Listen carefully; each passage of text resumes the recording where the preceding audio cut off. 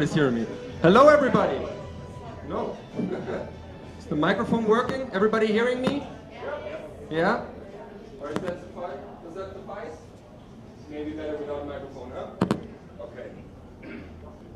Well, welcome everybody to the first Science Lab in the United States.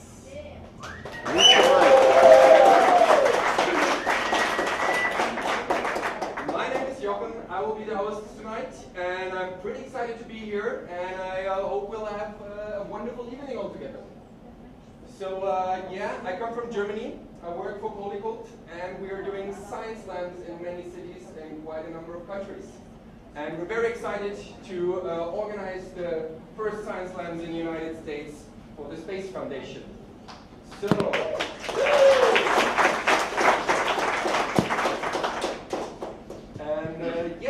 so what is Science Slam? In the end, Science Slam is a competition of scientists. We get the scientists on stage and let them battle against each other. And why do we do that? Because, you know, it's said that scientists live in their ivory tower somewhere far away from the rest of the people, doing fancy stuff in their basements. Nobody knows what they were doing. And yeah, we want to change that. Because we think that science is pretty amazing, and we want to show you that. And therefore, we have 6 amazing scientists. We convinced them to get out of their labs in here and to tell you what science is all about, why it's great, and why it can also be entertaining. And there are basically 3 rules that define a science lab. First of all, it has to be informative. It has to be understanding also. The second is it has to be entertaining, because, you know, that's why you guys are here. And third, last but not least, there's a time limit. The scientists have only 10 minutes. And this is for a simple reason, because if there would be no time limit, there's simply no reason, no way to stop the scientist talking about his project once he started. So yeah, that's it. And also we have a winner here, hopefully. I guess so. We will have a winner at the end of the evening. And this is where you come in, because you are the jury this evening. You will decide who was the best, who was the most interesting, the most entertaining slammer of the evening. And therefore, we have to make a little test. Because, you know, you have these 2 funny things at the end of the arms, and you can use them to make sound. We call that clapping. And we have a stage 1 to 10 applause. You know, 1 is, well, it was okay, but also, you know, you have to always pay a bit of respect, because it takes some courage to come here on stage and present your data. 5 would be pretty cool, and at number 10 applause, stage 10 applause would be, wow, this is the next Nobel Prize laureate. I will directly quit my job, do exactly what this guy is doing, because that's just the best ever. So, how would sound a stage 1 or 2 applause here in Colorado Springs? Can you give me that? Well, okay. What about a stage 5 to 6 applause? There's quite a number of cities you can win with that. Okay, and now how does a really enthusiastic, amazing stage 10 applause sound here in Colorado Springs?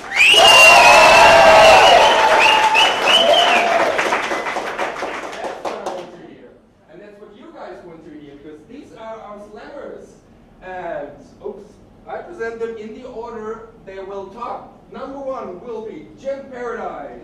Number 2, Bradley Cheatham. Daniel Newmeyer. Number 4 is Ann Bechtel. Number 5, Ariane Cordell. No, sorry. And last but not least, Francisco Eduardo Alves. Are here just to make you have a nice evening, and I'm pretty sure they will manage this quite well. So please, first, slammer, Jim. Great to have you. How are you doing? Thank you. Very good. You all prepared? Yes. I think this is probably enough. So you have a pretty amazing job title. I have to read this because it's, you know, just about biologist. I can remember that. You are NASA JPL Solar System Ambassador, and you are Engineering and Science Manager for Lockheed Martin Space System. Wow, how long did it take you to say this without a mistake? Long time. Yeah. Yeah. And what are you doing there? I hire engineers. Okay. I get to work on all of the space exploration programs that we generate for NASA JPL. Pretty impressive. So we build spacecraft, we launch them, and some of them we drive. So from our site. And this is what you want to do when you were a young kid already? Yes. I read that you come from Nebraska, spending your nights watching the stars? Yes. And that's how everything started? Yes. So I've just always been a space buff. My favorite magazine in junior high was Science Digest. I think that's what got me started. Cool. And this is what made you Just went from there. want to do that, and this is what you show us now, and maybe the audience will approach you afterwards and want to work with you. Excellent. I'm looking forward to that. Excellent. Okay, so I would say, without further words, the clock is ticking, 10 minutes, the stage is yours. A nice applause for Jim.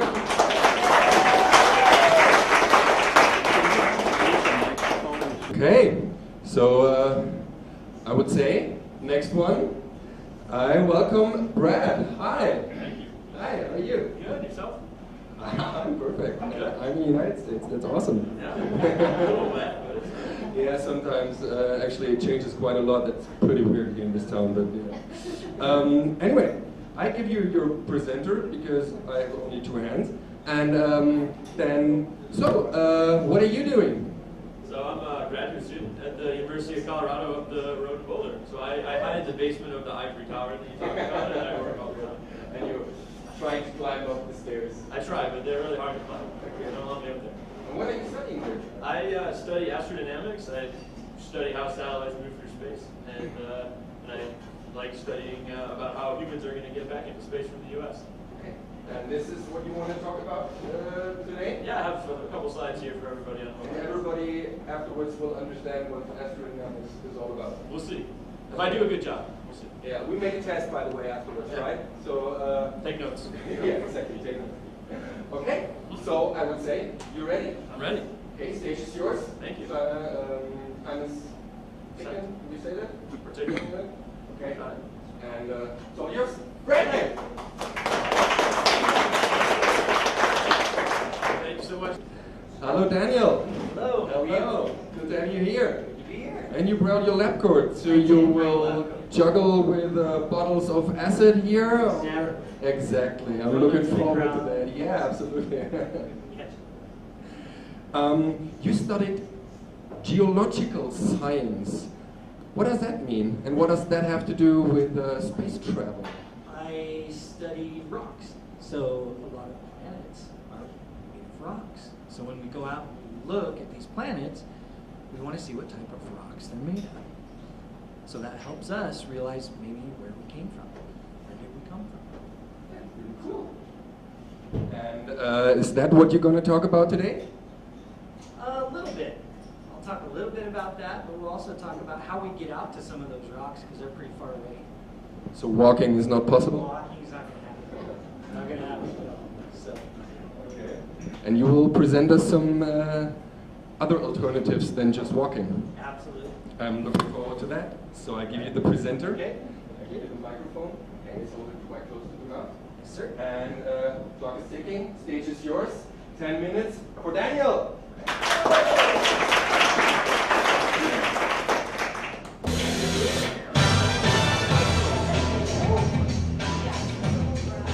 Okay, there we are. You still there? Everybody ready for the second round, I hope? Oh, yeah. Wonderful. Okay, so then, welcome our next slammer on stage. Welcome Cam, please. You're ready? Oh, so ready, so ready. Okay, wonderful. So, what are you fascinating us with today? Well, I am fascinated by both electric cars and solar. Okay. And you're talking about this?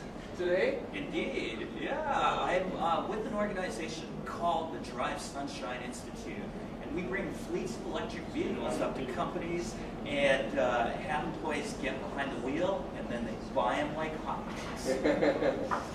And drive with them right up to the stars. Yes. Hopefully. Okay, so I would say, audience is ready, you are ready, the stage is yours, you have 10 minutes, you're ready to go. Let's tear it up. Welcome, Ken! Guys, welcome with me, Ariana.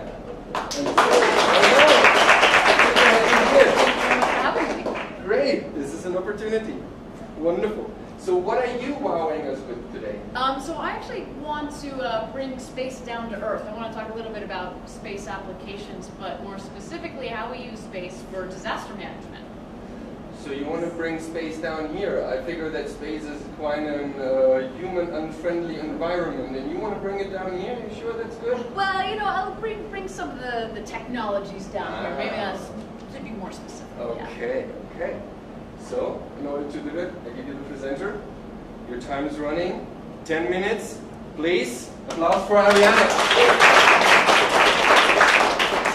Last one, last but not least, Eddie. Welcome. Hello.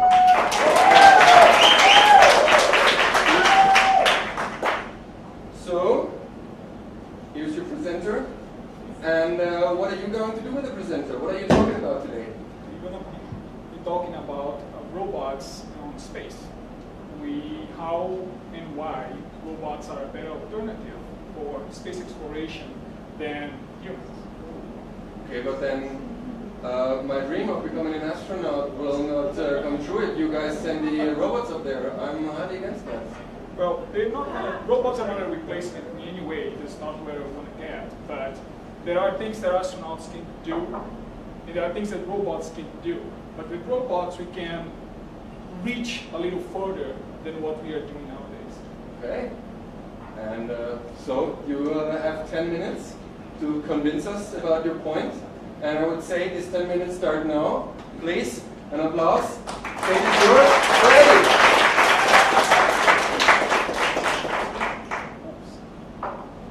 Not a good start. Hello everybody, my name is Eddie, as I was introduced. I'm a computer scientist. Actually, my specialty is encryption systems, artificial intelligence, and robotics. But I was challenged today by a good friend of mine, Kevin, to speak a little bit about space. And that quite surprised me, being here and seeing all those amazing presentations. I'm like, okay, I should not be here today, but let's go through it. So the title is Robots in Space, and the thing about robotics that fascinates me the most is that robotics is not a specific field of study. It's not just robotics. Robotics is a combination of different fields. It involves everything from math, physics, electronics, and other hard science in general. Most people don't like even to hear about these things because, you know, who likes to do mathematical equations? Even I don't like that. Believe me, I do it because I have to as my work. I like to see the final product, but getting there is really something else. So let's try to make this a little bit fun and see how robots play a role on space. Giant leap for mankind, if we think about it, in the late 60s, beginning of 70s. As man conquered space and left his footprints in the moon, that shook a lot of structures in our society, not only religious structures, but also, you know, a way of thinking, the acceptance of technology and other related things. All of a sudden, we start imagining how technology could change our lives, how could it improve our lives and make it better. We start having hopes of, you know, easier and extended life, not only on Earth, but the whole universe. And supported by the space exploration, you know, and research, because every time man tries to accomplish something in space, believe me, at that time, it was the first for everybody. So they had to be very, you know, creative, thinking outside of the box and coming out with solutions that never were devised before. It was indeed like a step on our evolution. All of a sudden, we were thinking about, hey, we're going to have robots running around. Our future is going to be brighter. We may not have as many diseases as we have today. They're going to be either less or greatly treatable. Communications are going to be faster. As transportation is going to be more efficient. And all of a sudden, that became so popular that it was indeed a household name. Everybody here remembers the Jets, right? That was very, very, very famous. Even I'm not that old, and I remember that playing all the time. The space technologies or technologies originated from space research are truly amazing. Nowadays, they have changed our way of living, and they have been incorporating our society in such a way that we don't even think about it. We use it, but we don't realize, hey, that came from space. Everything nowadays, from skin products, medical imagery, X-rays, clothing, even the bed that you sleep on. The technology for producing that may have come from space. That's really amazing. If you think about this little device right here on the top, this is actually a handheld X-ray. If you ever went to a doctor, you can see, you are used to see those big, huge machines, and all of a sudden you have just that. It's just phenomenal. But space colonization is far from what we envisioned in the early 70s, right? We have, of course, had big success. We have progressed so many ways, and like I said, technology has been part of our lives. But colonization is a different thing. And the reason why is space is really an extreme environment for our fragile human bodies, right? We demand oxygen 100% of the time when we are in space. We demand thermal isolation, so we keep our bodies heated while we are out there. We can actually stay for long times there alone. That would drive us a little crazy, as studies report. And it's really hard every time we try to fly someone as far as one of our Mars missions, right? It takes about 9 months just to get there, besides the times to come back. And once you're in orbit of the planet, you have also to go down to the planet and come back safely, right? We have to predict everything that will happen once we get there, everything that can go wrong. And the amount of money invested in such things is like, it's huge. To make it right, we would have to spend much more money than we spend nowadays. Happily, this is not the reality. What we're seeing is the space program is not shut down, but it has been reduced quite a lot. And robots, in that sense, could make it a little easier and more feasible in some situations. So the robots come to the rescue, but not these ones actually, right? The idea of robots we have maybe something like this, like the NASA robots. But if you think about it, robots, what really are they? Robots are nothing much than an electronic device equipped with various sensors capable of gathering data, a processing unit to process the data gathered by those sensors, and mechanic activators, something that can handle stuff, pick up stuff, move stuff, drill on stuff, right? So if you think about our phone could be a robot. As long as I leave my phone here and has GPS capabilities and a microphone and other things, I could actually, from home, activate my device and pick up all of your conversations, and from there, I could spy on you. That would work as a robot, in the same way that a satellite does. And if you think about it, it has actually much more technology, much more capabilities than even the first Apollo mission, the spacecraft had. So robots are not just like these, but these are the leading edge, the most advanced robots that we have. We are used to see, it became very popular, the rovers, the first ones to go to Mars and be able to get pictures, get samples, analyze the information. And like I said, the way that they do that, they are equipped with many, many sensors. Just to have an idea, from one of those rovers, I'm getting here the head of the rover, which is composed by set of different cameras to get different kind of imagery, color imagery, X-ray imagery, infrared imagery. I don't want to get the dirty details because really they're supposed to be fun. But if you think about the payloads that those devices can handle and carry for prolonged, extended period of time, they can work for months, they can work for years, which for a human, imagine like putting an astronaut in there and try to keep him fed and try to keep him safe with oxygen and everything. That would be pretty hard, pretty expensive. So robots are really a better alternative in that sense, where we need to reach far points of space and humans can get there as easy. Still, robots can do everything on their own. They can do a lot of things, especially with artificial intelligence and other things. We are teaching machines how to learn to accurately or efficiently perform tasks. But every time that a robot goes and tries to do something, collect some data, or analyze something, there is a team of scientists, managers, developers, and technicians behind it, thinking about the problem per se, trying to solve it and simulate it on Earth before they send the command to the robot can execute it. So it is not really a competition. We have to work together. Robots will complement what the scientists and astronauts and those technicians can do. They are, in fact, almost like avatars. They're going to be the eyes and the ears of the team on Earth or the astronauts in space. If you think about it, there is always a big delay transferring data back and forth from Mars to Earth, from the Moon to Earth, because of the distances, right? If we had a station closer, let's say that we are on the space station, the communications between the space station and Mars are much faster than they are from Mars to Earth.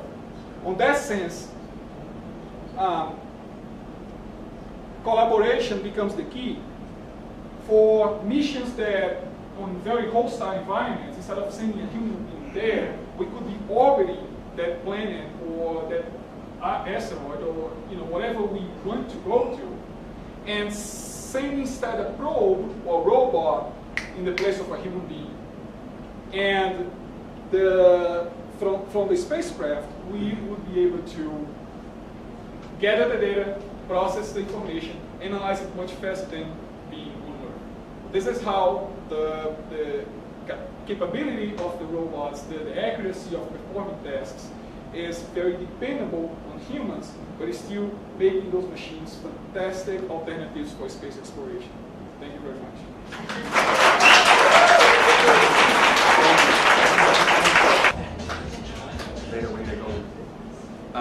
Because of course, the last step is the audience to judge who was the winner.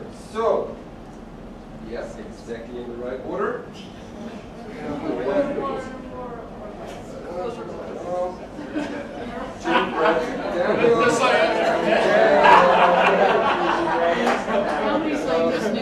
Exactly, scientists can do a lot, but there are still some limitations.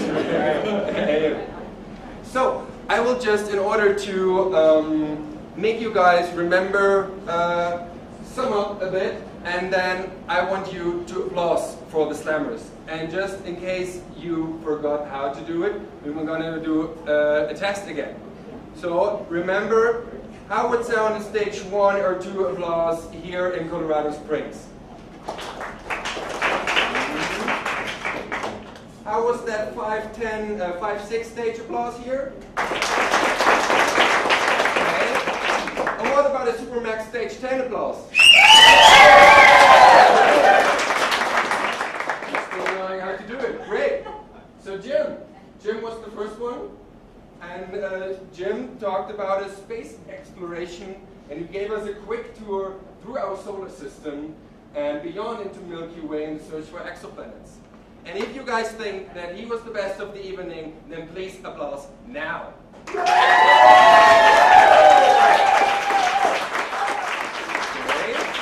thank you. Just need a pen. Quickly calculating. Okay, stage. Yeah, it's all very fast. Number 2 was Brad. And Brad was asking if we are alone and what is astrodynamics and how might it help answer the most important question, is there life beyond Earth? If you think that Brad is the slammer of the evening, please show it now.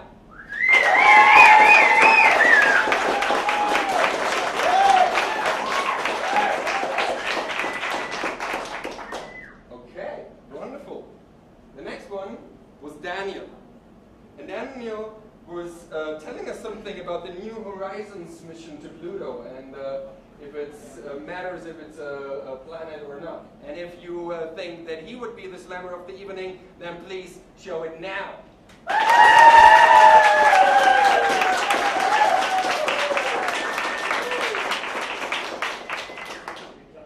Thank you. Then we had a little break, and then afterwards there was Ken telling us about the cold threats to a hot climate and why electric cars and solar actually must be stopped. And if you think that he should be the slammer of the evening, then please applause now.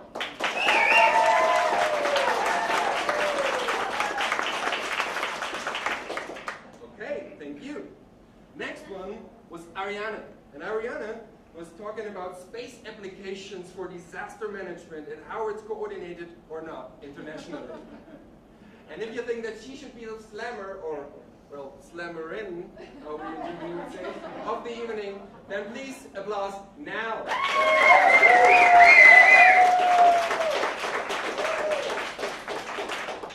Thank you.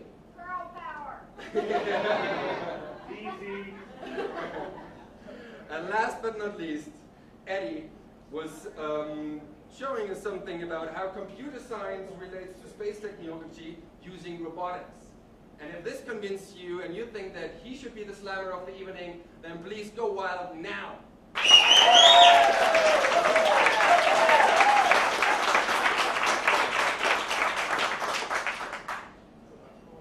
It's a tough call, and actually,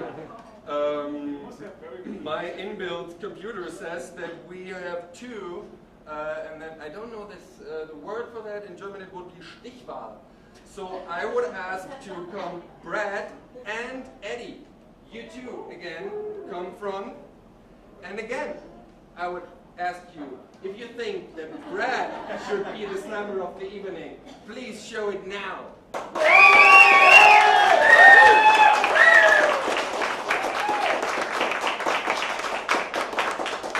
Okay, and what about Eddie? Should he be the slammer of the evening? Applause now.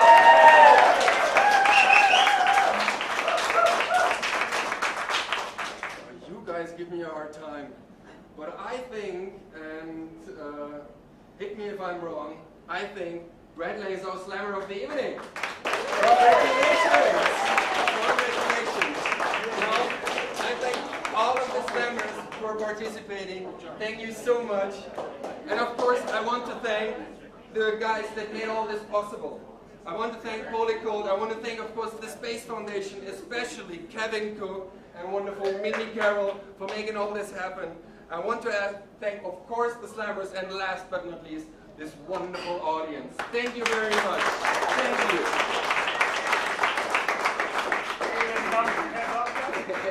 I just want to say very quickly that for all of our slammers, in gratitude for their participation and bravery, that we have a complimentary pass to them for our next space symposium in Colorado Springs at the Broadmoor in May of next year.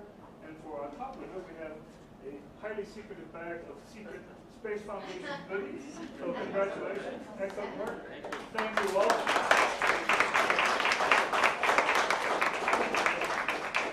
Nice work, one and all.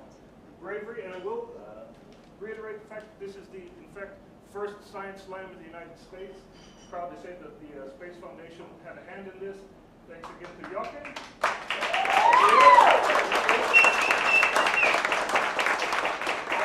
All of his camaraden at scienceslam.net and Political.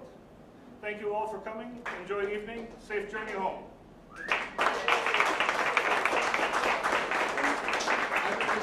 Sorry, can you please all come here? I would like to make a group picture.